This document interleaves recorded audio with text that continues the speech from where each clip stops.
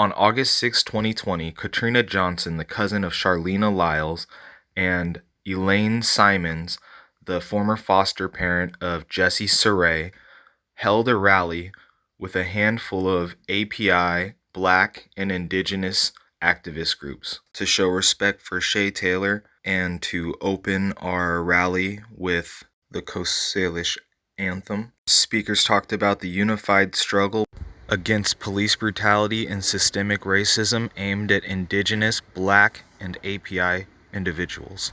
And affected families spoke their truths and demanded justice for the loss of the lives of their loved ones by the hands of the Auburn Police and other police departments in King County. Native communities were very familiar with, this is a system. It's a system of oppression. On Monday, June 1st, I get a phone call from his brother, Terrell, and he says, "Elaine, have you been watching the news?" And I'm like, "Who?" And that's when he told me that that was Jesse Sarey, who was killed by the Auburn police. I believe Officer Nelson, I don't know where he is, but hello, sir, thought he would get away with killing yet another person of color and a homeless person, and no one would care. Right now, they're standing above us, standing to our right, standing to our left, standing all around us. They got this whole place blocked off. I don't think they're here to protect us.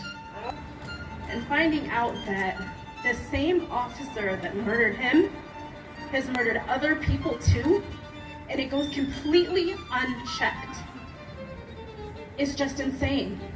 I saw my cousin's body. I got him his clothes for his funeral. I requested to see his body before they dressed him. I wanted to see where the first shot went in and if it came out, and I wanted to see the second shot, how it went in and how it came out. The last kill shot was to his face, above his eyebrow. Not in and out, downwards. So that means he was hovering over him while my cousin was looking down.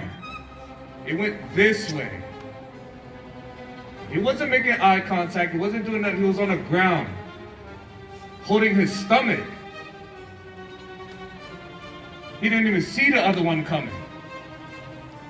My name is Sonia Joseph, and my son Giovonn Joseph McDade was murdered June 24, 2017 in the city of Kent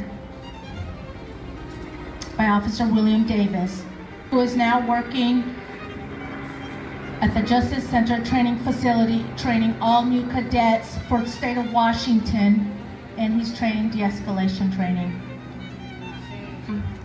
On October 21st, 2016, a phone call was made that was simply supposed to be just a well check. Renee Davis was in her home. She was with her children that were 2 and 3 years old. Within 60 seconds of the police entering her home, they shot her 3 times in the abdomen, in the chest, and then in the leg.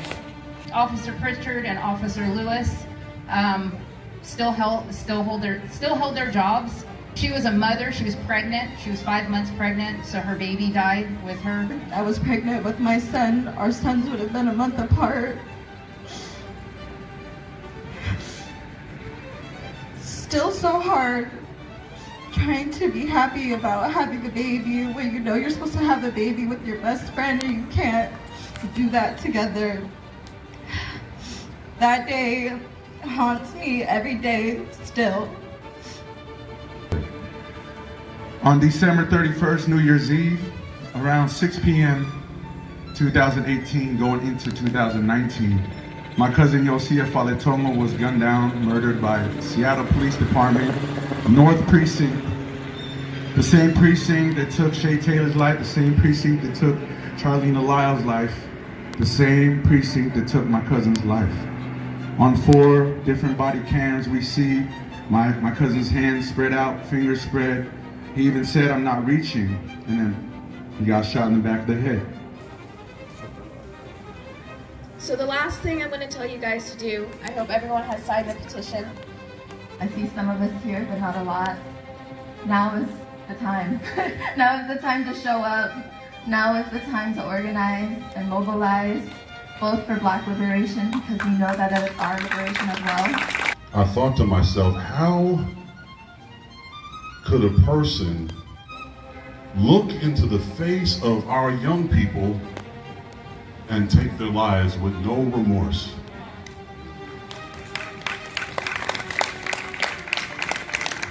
The only thing that I could think of why this happens the way it does over and over and over again is they do not see themselves. They do not see themselves in our young people. How else can you look at a young lady or a young man and shoot them in the head unless you do not see yourself in them? Who carpet bombed Cambodia and sent refugees here, and carpet bombed other countries, Bangladesh and parts of South Asia, and then they come here as refugees, and then we see he's still not ever held accountable. Then why would we ever think Jeff Nelson would be held accountable? But we say that stops today.